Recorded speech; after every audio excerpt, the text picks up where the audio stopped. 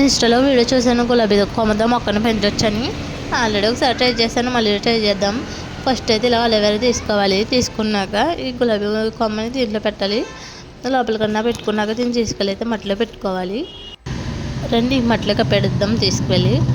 చూడండి మట్టిలో పెడుతుంది. దీన్ని మట్టిలో పెట్టాక ఒక 2 or 3 వీక్స్ అలా అయితే మనం దీన్ని ఫుల్గా కవర్ చేసేసుకోవాలి. ఒక 2 or 3 వీక్స్ వరకు అయితే కవర్ తీయకూడదు. ఫస్ట్ టైం నేను అయితే ఫెయిల్ అయ్యాను, ఎందుకంటే 1 వీక్లోనే సిగుళ్ళు వచ్చాయి కదా అనేసి కవర్ తీసాను.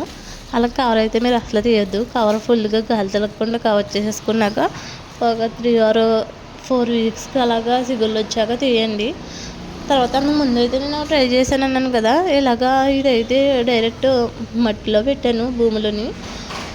కవర్ చేయలేదు కానీ చిగుళ్ళు అయితే వస్తున్నాయి, ఎందుకంటే భూమిలో పెట్టాను కదా. చిగుళ్ళు వస్తున్నాయి చూడండి, బాగానే వచ్చాయి.